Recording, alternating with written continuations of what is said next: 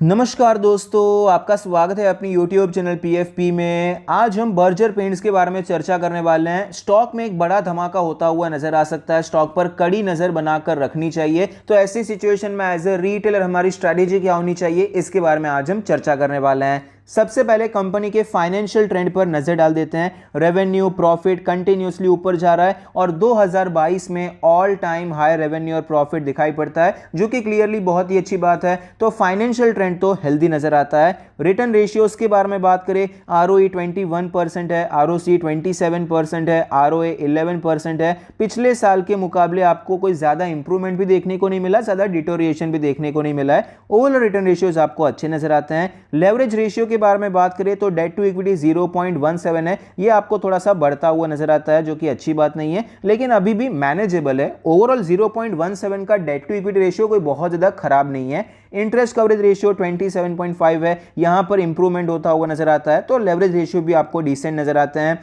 Share holding pattern के बारे में बात करें, टोटल प्रमोटर होल्डिंग है 74.99%, जिसमें से कुछ भी प्लेज नहीं है। Mutual fund 1.5%, other DII 1.5%, FII 11%, retail and other category में आपको 11% की हिस्सेदारी नजर आती है। शेयर होल्डिंग पैटर्न भी काफी अच्छा है। प्रमोटर के पास जितनी होल्डिंग हो सकती है उतनी उन्होंने रखी है, तो मतलब प्रमोटर को पूरा विश्वास है अपनी कंपनी पे, अपने बिजनेस पे। इंस्टीट्यूशंस का भी थोड़ा बहुत इंटरेस्ट हमें नजर आता है। रीसेंट ट्रेंड के बारे में बात करिए तो देखिए, म्यूचुअल फंड अदर DI में ज्यादा डिस्कस करने जैसा है नहीं, फिर भी यहां पर थोड़ा बहुत स्टेक इंक्रीज हुआ है, यहां पर थोड़ा बहुत स्टेक आपको डिक्रीज होता हुआ नजर आता है। ये काफी ज्यादा स्टेबल है और यहां पर आपको बाइंग होती हुई नजर आती है। रिटेलर और अदर कैटेगरी दोनों यहां पर खरीदारी करते हुए नजर आते हैं। तो रीसेंट ट्रेंड में भी वन साइडेड सेलिंग नहीं हो रही है, ये भी एक अच्छी बात है।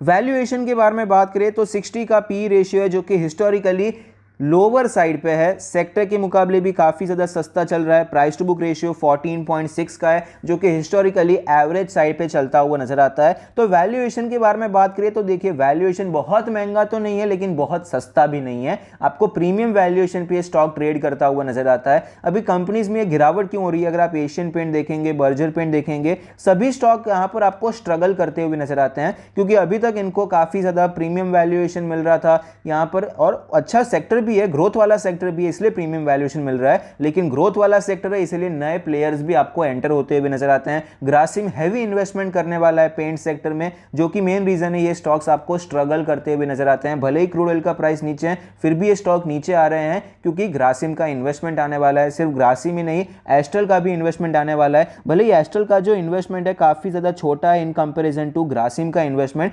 लेकिन यहां पर एस्ट्रल का भी जो डिस्ट्रीब्यूशन है वो काफी ज्यादा अच्छा नेटवर्क उन्होंने बनाकर रखा है, तो इससे इंपैक्ट पड़ेगा। तो प्रीमियम वैल्यूएशन आपको थोड़ा बहुत हर्ट करते हुए नजर आते हैं। लेकिन अच्छी बात यह है कि बहुत कोई प्राइस करेक्शन नहीं हो रहा। प्रीमियम वैल्यूएशन को कम करने के लिए स्टॉक 50, 60, 70% गिरा नहीं है। स्टॉक आपको एक रेंज में ट्रेड करता हुआ नजर आता है, यहां पर थोड़ा सा बोर करता हुआ नजर आता है।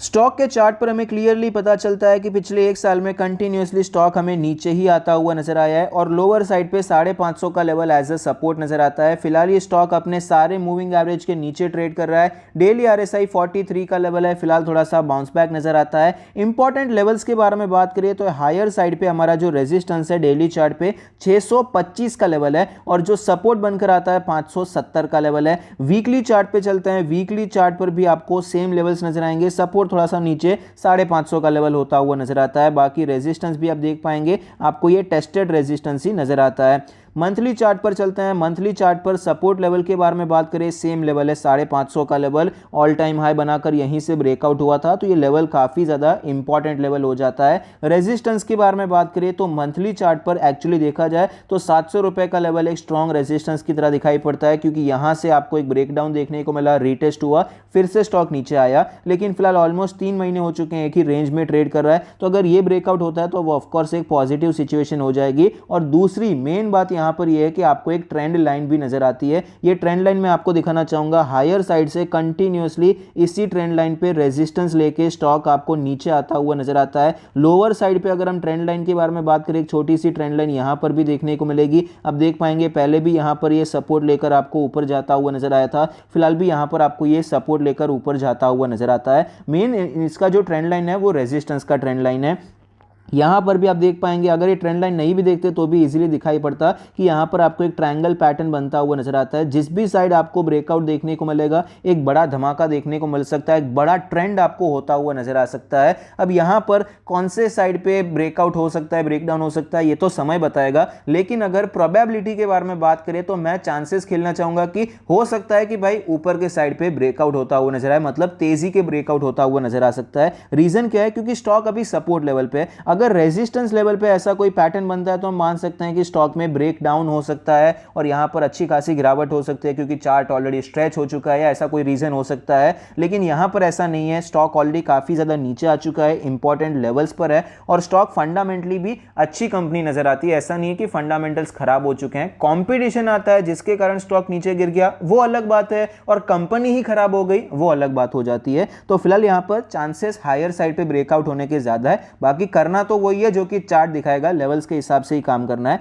तो फिलहाल हमारा प्लान क्या हो सकता है, क्योंकि यहां पर एक अच्छा खासा पैटर्न बनता हुआ नजर आता है, तो हमारी जो भी एंट्री बनेगी 625 के ऊपर ही बनेगी। ये लेवल के ऊपर हम अच्छी खासी एंट्री प्लान कर सकते हैं। अगर हम स्विंग ट्रेड करना चाहते हैं तो इसके ऊपर जाता है तो स्टॉक में खरीदारी कर सकते हैं। डेली चार्ट पे जो हमारा छोटा स्टॉप लॉस बनेगा ब्रेकआउट लेवल के ऊपर, इस यहां पर हम स्टॉप लॉस लेकर खरीदारी कर सकते हैं। वीकली चार्ट पे पोजिशनल ट्रेड के लिए अगर हम काम करना चाहते हैं तो किस प्रकार से कर सकते हैं, 625 के ऊपर जाता है। वीकली चार्ट पे जिस कैंडल का ब्रेकआउट हुआ है उसका लो का स्टॉप लॉस लेकर हम खरीदारी करने के बारे में सोच सकते हैं। टारगेट क्या रहेगा, तो आपका ऑल टाइम हाई का टारगेट रहना चाहिए। रीजन क्या है, क्योंकि ये जो लेवल है, ये 700 का जो रेजिस्टेंस है ऑलरेडी एक बार टेस्ट हो चुका है, यहां से ऑलरेडी स्टॉक एक बार नीचे आ चुका है। तो अब यहां से स्टॉक वापस इतना नीचे आएगा उसके चांसेस कम हो जाते हैं, इसलिए हम 850 का टारगेट रखेंगे। प्लान इस हिसाब से रहेगा, हम यहां पर 50% की क्वांटिटी एंटर होंगे। 700 रुपए के ऊपर जाता है तब यहां पर एडिशनल 50% की क्वांटिटी खरीद लेंगे और हमारे स्टॉप लॉस को शिफ्ट कर देंगे और 850 के लिए हम होल्ड करेंगे। एक्चुअली आपको 850 का टारगेट नहीं रखना चाहिए, आपको 800 रुपए का ही टारगेट रखना चाहिए, क्योंकि गिरावट के बाद आपको ये लेवल तो टेस्ट होता हुआ नजर आया लेकिन 800 रुपए का लेवल टेस्ट नहीं हुआ है। तो 800 रुपए का टारगेट रखेंगे तो वही मेरे हिसाब से बेहतर रहेगा। भले यहाँ पर टेस्ट हुआ है लेकिन फिर भी 800 रुपए एक बेहतर टारगेट रहेगा। आपको एक अच्छा रिस्क रिवॉर्ड रेशियो 1:3, 1:4 तक का रिस्क रिवॉर्ड रेशियो भी आपको मिल सकता है। तो इस हिसाब से आप पोजिशनल ट्रेड प्लान कर सकते हैं। लॉन्ग टर्म के लिए स्टॉक अच्छा है, लेकिन फिर भी मैं एंट्री टेक्निकली सजेस्ट करूंगा कि यहाँ पर इसके ऊपर जाता है तो ही हमें खरीदारी करने के बारे में सोचना चाहिए। अब तक हमने सारी कंडीशंस वो डिस्कस किए हैं कि अगर ब्रेकआउट होता है तो क्या करना चाहिए, लेकिन अगर ब्रेक डाउन होता हुआ नजर आता है, ये तेजी नहीं होती है और यहां पर ये लेवल आपको टूटता हुआ नजर आता है। ये जो लेवल है, कौन सा लेवल है, 570 के करीब का लेवल है। अगर 570 का लेवल टूट जाता है तो स्टॉक में यहां पर थोड़ी बहुत वीकनेस आ सकती है, 550 तक स्टॉक जा सकता है और एट लास्ट 550 डिसाइडिंग लेवल रहेगा। इसके नीचे स्टॉक चला जाता है तो यहां पर हम कोई एंट्री नहीं लेंगे, वेट एंड वॉच करेंगे जब तक स्टॉक आपको यहां पर ऊपर आता हुआ नजर नहीं आता है। मान लेते हैं कि स्टॉक अगर ये 550, 570 ये सारे लेवल्स तोड़ देता है, यहां पर बहुत ज्यादा गिरावट ना भी हो, ऐसा हो सकता है कि स्टॉक बहुत ज्यादा क्रैश ना हो, लेकिन यहां पर आपको टाइम करेक्शन चलता हुआ नजर आ सकता है, जैसा कि आपको इन्फो एज के चार्ट में देखने को मिला। इन्फो एज में एक पैटर्न बनाकर स्टॉक नीचे तो आ गया लेकिन उसके बाद कुछ इस प्रकार से ट्रेड कर रहा है, काफी महीने हो चुके हैं। तो ऐसी सिचुएशन बर्जर पेंट में भी देखने को मिल सकती है।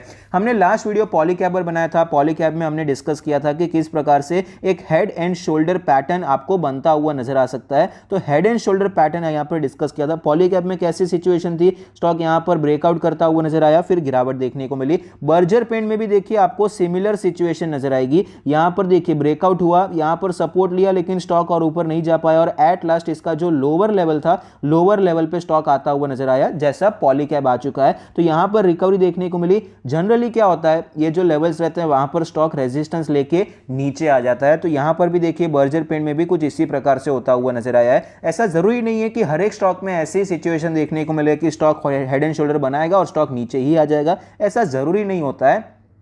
लेकिन मेजॉरिटी ऑफ द केसेस में आपको देखने को मिलता है। प्रोबेबिलिटी ये रहती है कि अगर हायर साइड पे तेजी के बाद, प्रीवियसली अगर आपको तेजी देखने को मिली और उसके बाद ऐसा कुछ बनता हुआ नजर आता है तो गिरावट के चांसेस रहते हैं। इसी हिसाब से हमने पॉलीकैब में डिस्कस किया था। पॉलीकैब में भी कुछ इसी प्रकार का पैटर्न हमें बनता हुआ नजर आ सकता है, ये डिस्कशन हमने किया था। बाकी अगर आपने वो वीडियो नहीं देखा है तो वो वीडियो आप देख सकते हैं। और आई होप आपको बर्जर पेंट में कोई डाउट नहीं रहेगा। आई होप आपकी वीडियो पसंद आया है। Thank you, stay happy, happy investing.